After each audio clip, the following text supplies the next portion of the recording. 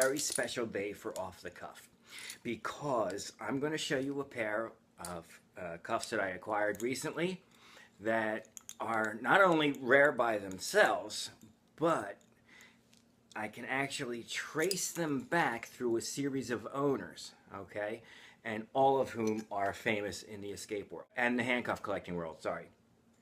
Okay, now these I recently got from my really good friend John Bushy. Okay, he was kind enough to offer them to me for my collection, and I just jumped at the chance because they're so cool. Okay, if you're not familiar with who John Bushy is, please watch my video of the John Bushy special and go on handcuffs.org and check him out.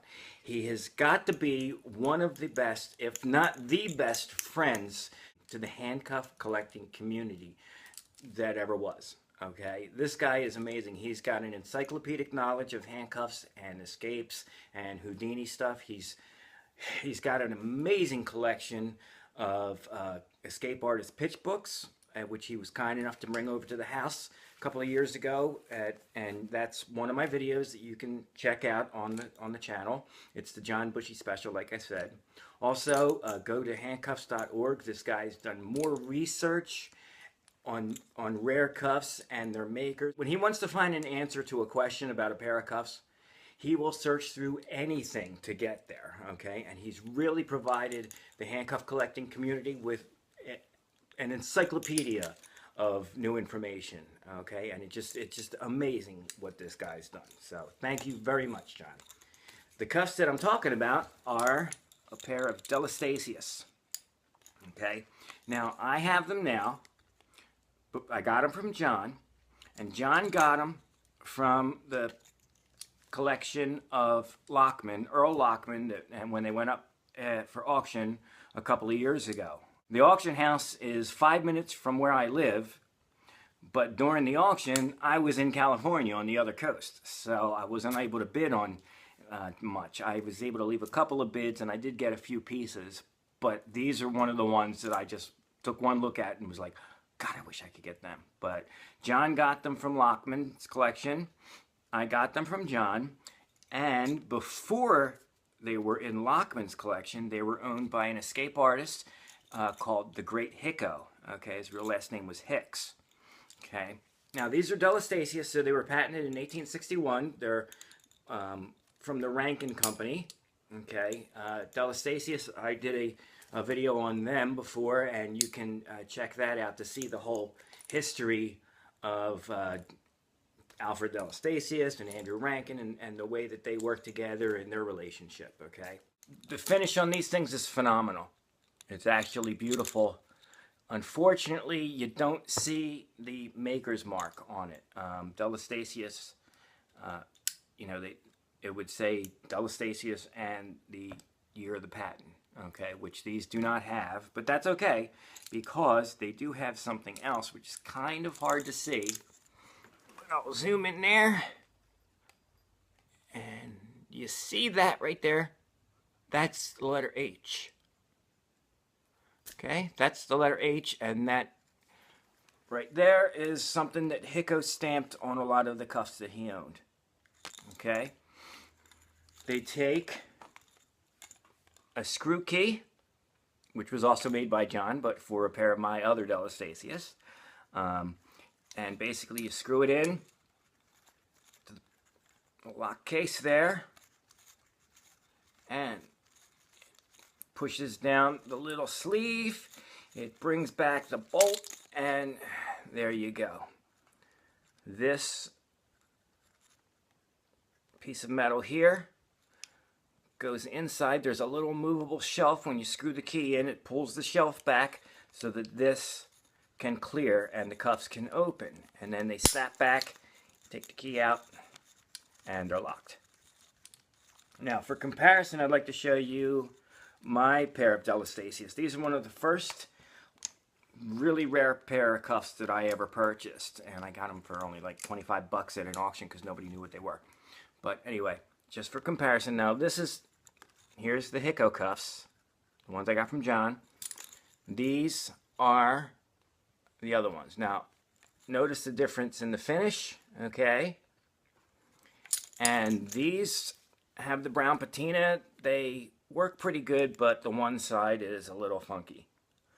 And unfortunately, on my set, my original set here, you can't read any of the markings either, okay?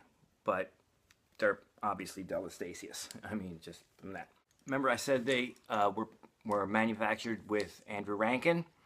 Here's a pair of the Rankin cuffs for comparison. Just for comparison, these are the Rankins. These came along later. These were 1866, yeah. And you can tell the difference between the Delastasius and the Rankins. Here's the dead giveaway. Is the Rankins, which came later, added this little finger loop so the jailer would have a little something to hold on to when he opened the cuffs and took them off the prisoner's wrist. The reason I chose these Rankins to do the comparison with the new Delastasius is because they're the closest ones I have to the finish. And they're the ones that, in my collection anyway, where the stampings are the most legible. Okay, you can see A. Rankin, Philadelphia. It says patented December 10th, 66. Okay. Now the funny thing is, on a lot of Rankins, here's the other side. Check this out. Same pair of cuffs, but look at how the stamping on the one cuff is straight across, and this one sort of, I don't know, went downhill a little bit. Which I can totally understand, because I'm terrible when it comes time to, you know, if I was going to freehand write something out or stamp something out, or when I do stencils on some of my touring cases, I kind of can't keep a straight line either. But anyway, as you can see, the Rankins and the Delastasius have the exact same locking mechanism. The little part of the Delastasius, see, that's the part that goes into the lock case. Look, on the Rankin, same thing. The only difference being that the Delastasius is smooth curve. The Rankins have that little finger loop. Okay, it's really real. I think it's awesome. It just adds to the beauty of the manufacturer and the design. Okay, but same size lock case, Delastasius and Rankin, at least on this particular pair. Something happened to the swivels on these. The ones I got from John that belong to Hicko, the swivel doesn't rotate, okay? Don't know why. See how the swivel rotates on my other pair of Delastasius? It's just something that happens through age. I mean, these suckers are well over 100 years old, so these things happen. The only difference is they spin, and this one would be supposed to spin, but doesn't, okay? If you notice, there's a lot of stuff hanging off of these. Even though I know where they came from and can trace the history of them and the provenance, it's a good idea to keep all this information with the cuffs, because, you know, say I get hit by a bus tomorrow, my daughter can go and say, okay, well, I know what these are, at least, you know what I mean, and where they came from.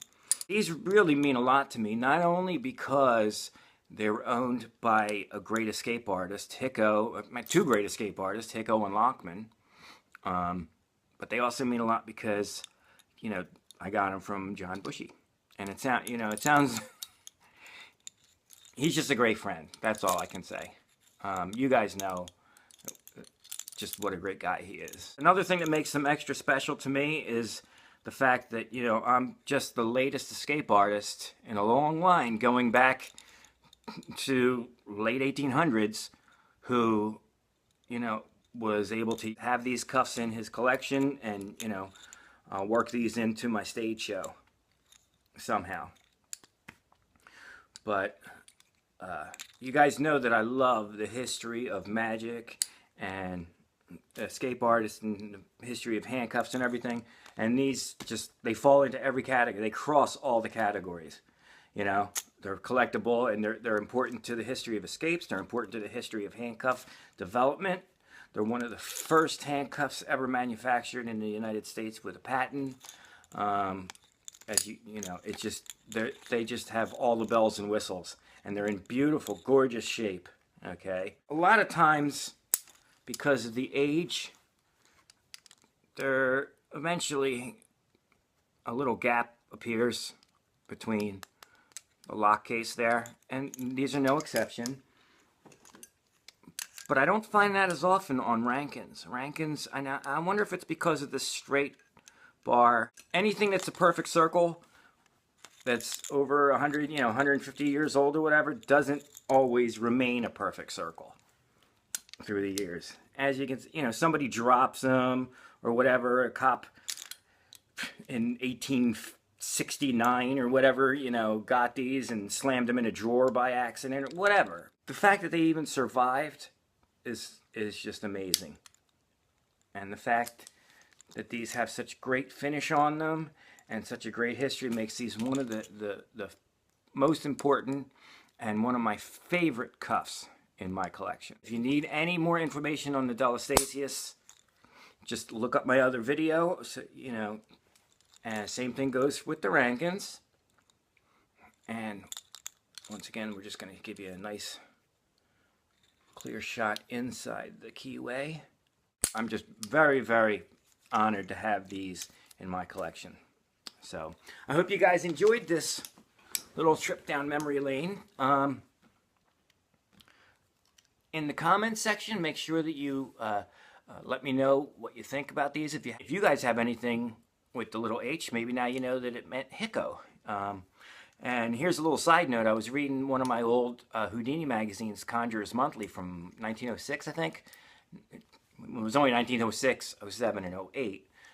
But I did see him writing about the great Hicko. So that was pretty cool. He was a contemporary of Houdini early in his career. So in the comment section, let me know what you think.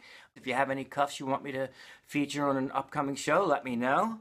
And most importantly, if you have any cuffs you want to donate, please leave it in the comments. Give me, and we'll private message each other and hook up, and that way we can, work that out. So I hope you have a great day, and thanks for watching.